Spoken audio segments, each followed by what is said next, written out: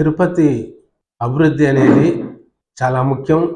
తిరుపతి నగరం అభివృద్ధి చెందడం చాలా అవసరం.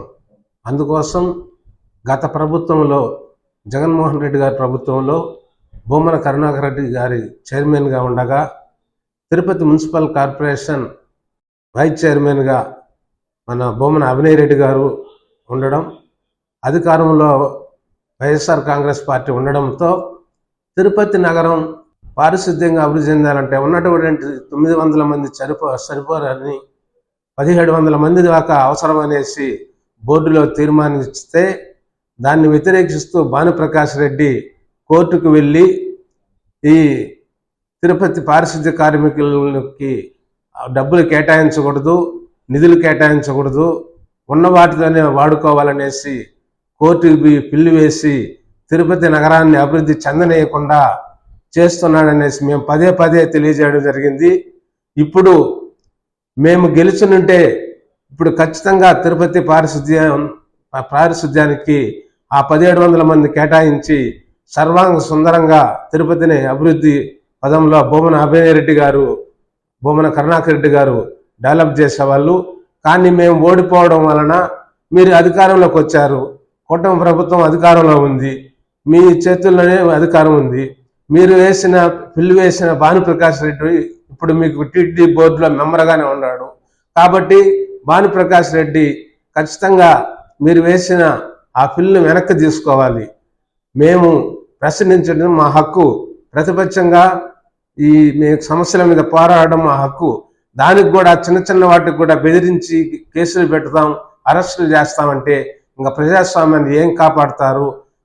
మీరు గెలిచింది అరెస్టులు చేయడానికి, బెదిరించడానికి, కేసులు పెట్టడానికి, జైలు పంపించడానికి కాదు, మీరు ప్రజాసేవ చేయడానికి.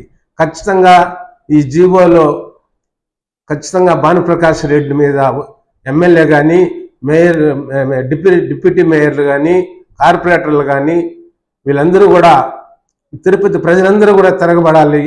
ఖచ్చితంగా మంచిగా అడుగుతున్నాం భానుప్రకాష్ రెడ్డి గారు, మిమ్మల్ని మీరు ఆ పిల్లిని వెనక్కి తీసుకోండి, పారిశుద్ధ్యానికి నిధులు కేటాయించండి. తిరుపతి అభివృద్ధి చేస్తే మాకు ప్రతిపక్షానికే పేరు రాదు, మీకు మీ అధికార పార్టీగా మీకు కూడా మంచి పేరు వస్తుంది. మీరు కూడా దీంట్లో మేము ఏదో పొరపాటు జరిగింది అనుకోకుండా ఆత్మశుద్ధితో ఈ కేసును విత్డ్రా చేసుకొని ఈ తిరుపతికి రావాల్సిన నిధులు పారిశుద్ధ్య కార్మికులకి కేటాయించాలని తెలియజేస్తున్నాం.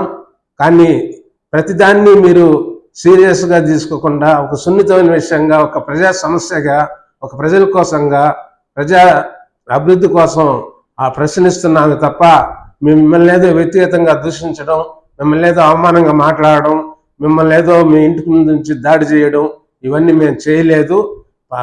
వాట్సాప్ ద్వారా తెలియజేసిన దానికే మీరు ఇండైరెక్ట్గా డిఎస్పీలకు, పోలీసు వాళ్ళకు చెప్పి బెదిరించడం. మా వైఎస్ఆర్ కాంగ్రెస్ పార్టీ కార్యకర్త సొసైటీ బాలాజీని రాత్రి 10-10:30 గంటలకు పోలీసు వాళ్ళు తీసుకెళ్లి ఎంఆర్పల్లి పోలీస్ స్టేషన్లో బెదిరించి పార్టీ 1C నోటీస్ ఇచ్చి పంపడం చాలా దారుణం. ఇటువంటి వాటిని చేయకూడదని వాట్సాప్లో వచ్చిన మెసేజ్లను కూడా కేసుగా పరిగణించకూడదని సుప్రీంకోర్టు కూడా తెలియజేసింది. కాబట్టి ప్రతిదానికి ప్రతి ఒక్కరిని ప్రతిపక్షంలో గొంతు నొక్కాలంటే కుదరదు, ప్రజలు కూడా తిరగబడతారు. ఖచ్చితంగా మీరు పారిశుద్ధ్యంలో ఉన్నటువంటి వేసిన కేసును వెనక్కి తీసుకోకపోతే మీ ఇంటిని ముట్టడిస్తామని కూడా తెలియజేస్తున్నాను.